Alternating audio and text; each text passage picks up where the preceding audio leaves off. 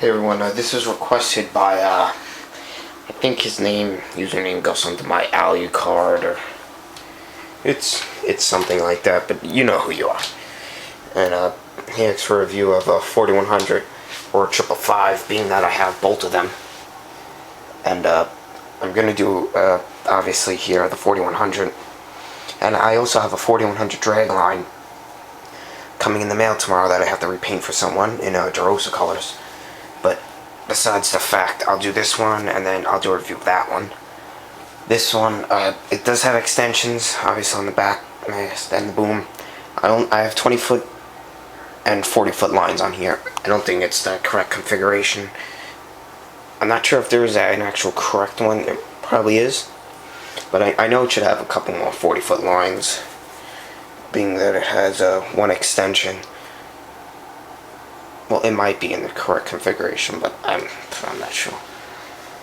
But we'll get started down here by the body. The body is really nice.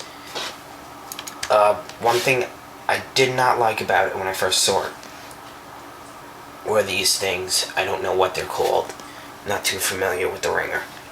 But they just threw me away from it. I just didn't want it, but it grew on me after a couple of months, and obviously right here I have it.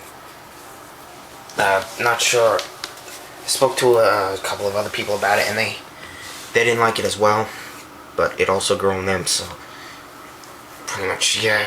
Your door opens on it to reveal, or your inside has your cab and everything. If you want to see more of the cab, you could go on a model review. A reviewer, I know Cranes, if you go to Google, look up Cranes ETC, he has a nice review on it. Your ladder comes off, which is one of the things you have to use to assemble it. Well, not use to assemble it, you have to assemble that when it comes. Your part where your counterweight base plate is, you don't have to assemble that, but this piece and the side that runs on the other side, you just use these pins here to put them on. Counterweights come off. So, they're two-part weights, like that, and then they go in like Legos. Only thing is, which everyone says it, they don't have any holes in there, so you could have lifting eyes, so you could do a stop motion. Holes can be drilled in there, which I'll get to that one of these days once I buy a small enough bit. But that's the only bad thing about this model. Now this, as I said before, is not in the correct configuration that the standard model comes in. This has the extensions. It has a 20-foot and a 40-foot, and it has two extensions on the boom here. Now we'll swing the model. The swing is very smooth. I just have to pull it out so it'll actually swing. Oh, turn. Now, here's the other side. It's like any other 4100. Even has the tracks roll, but this one has the ring on it, and it has the back mast and the ring counterweights. Now, if you do take these outriggers up, I have mine all the way down, the crane will crawl on its tracks, which I guess it is transportable. I don't know if you could walk it with the ring. That I'm really not sure. You might be able to, you might not be able to, so I'm not sure on that. But these holes in the body, this is to move your bridle, which I'll explain to you what the bridle is in a minute. And then this is for your hook. So, and then you can also have the jib on this model, which also comes with the extension kit. Now the ring itself is very nice. All the outriggers are screw downs, so they're gonna stay. They're not gonna, if you put pressure on them, they're not gonna pull in. They're screwed down, so they're much better than those telescopic ones, where if you just push them down and then you put pressure on it, they won't stay. That's the only thing that I have with this. This keeps popping up. But here's a back look at the model. I'm sure if you call TWH, you could ask them for parts and you could get more counterweights.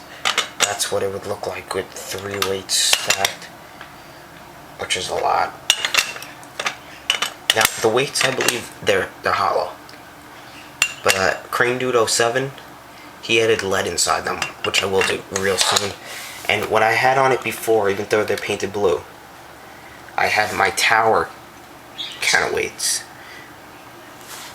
Because these weigh nothing. The tower counterweights actually have some weight to them. You might be able to put cheeks on them, I don't know, or the outer weights. But the tower counterweights weigh a lot. They weigh more than these. They actually have weight to them, so I had those on there before, just to give it some weight. Now coming up over here, I believe this is called the A-frame. Over here, I don't know if that did it to anyone else's, but when you put some weight on it, it evens it out. Here's the line. As Manitowoc. I did take these off, but I snapped them back on. A lot of people, like a couple companies that I know, they take them off because they catch the wind. I did have them off for a while there, but they're back on. Here's where your lines are at. That's the bridle, as what I mentioned. The key goes in there and it spins. That's the bridle. That controls your boom. You could boom back or you could boom forward. Now we'll come down here. It's a very smooth spin. Here we are down here. When you get the model, it's basically assembled for you. You just got to attach your hog lines or your pendant lines, and these back straps or those lines. The booms are very big. Here's a standard. Those are standard boom. If anyone has a drag line, the tower, or the standard crane, that's standard crane boom. Here are the ringer. These are more triangular, and I believe they are also wider compared to those. If I could see if I could get a shot like that. Might be too far, but you could kind of see the difference. Not by much. Now those roll for your line to roll on them when you're hooking up or hooking down. So they do roll freely. Now what I'll do there is I will detach the hook. Alright, here's your tip on your boom. This way you would attach the jib. I'm not sure if it's the way they have it on the real crane, so don't quote me. I tied it off up here with one of the things over here, because I snapped a line. See where I tied it. So I took an extra 20 footer I had. I tied it there, and they're all good. They're all even. And that's what I did there. So then the other end, I just put there for the tie off. Forgot to put that through there. So what I'm going to do is right after done with this video, I'm going to take the tie off, put it through there, restring it. But for now I just have it right there. Your hog lines or your pendant lines are same ones that are on any other 4100. The only thing different is they don't attach to the sides on the ringer. They attach on the insides, which is a single and then it goes into a double. These holes right here, these eyelids, that's where your jib would attach. Now at one point, which I should have got a video and I didn't, I had it with the full extension kit and the jib on it. And it just fit in my room by height clearance, I'm saying. Which I believe it was like 8.5, it's like 8.5 or 7.5 feet high. String. All your sheaves are metal. They roll independently, meaning if this turns, not all of them will turn, they'll all turn, because they obviously have to turn different way, each of them. It comes down to the hook.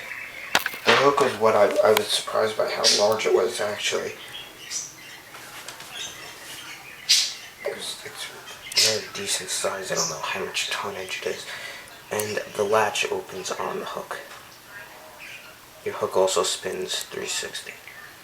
So while your lines are straight, you could also turn your load in any position. Now, where are they? These, where are they? I believe these are for when you have your jib and you have your line coming down, they have to attach to the boom. So I believe that's where you attach the your lines that hold your jib in position, because the jib does not move on this ringer. It's not like a luffing jib. It's a fixed jib, I guess you could say. I think I showed you guys back. Here's the back of that. This flexes, and I actually seen two 4100 ringers today. One of them was Loma's. One of them was JH Reed's. When they're not in working position, your bridle it does slope down a little, and then when it's tension, being that it'll be like that when it's not working. When it's tension, it'll tighten up, obviously, and become straight. So these are quite popular around here. I seen 3 this weekend. 2 of them were yesterday. Another one was yesterday, and they were all different ones. They weren't the same one that I passed a couple of times. But base price without the extension kit's $379. The extension kit's $189. I obviously got the crane and I got the extension kit. So I don't really buy cranes without extension kits. But the hook, the drum has enough string to bring the hook fully down from the extension kit, I believe. Only thing is, the string for your bridle doesn't have enough to bring your boom to lay on the floor. So what people have done is, I don't know if they have the extension kit on it, but they took it apart, they took the housing apart, and then they added more string, which would be the Muskie Master. And I spoke to a guy who did it in person. The drums are fully maxed out with all the string. I believe he does have the extension kit for it. So if you are going to put the line on it, your drums are going to be fully maxed out, and they're not going to be able to fit any more line. Another way to stop that problem is to add more lines. If you have the extension kit and you don't have all the extensions on, just add as many possible, and you can lower down to the floor. That I have actually lowered it down to the floor, and it looks pretty cool like that. But the tallest ringer I seen, which was the one today, it had 6 40-foot sections on it, plus the tip and the heel, that was very tall. It's really impressive. When they had it on the floor, it did not look that tall. Obviously, in the air, it's pretty tall. And I guess that's pretty much the end of that. Hopefully, it cleared it up for you guys. I would have spun that, but you wouldn't see much. The hook, you don't see much well either, but that's pretty much it.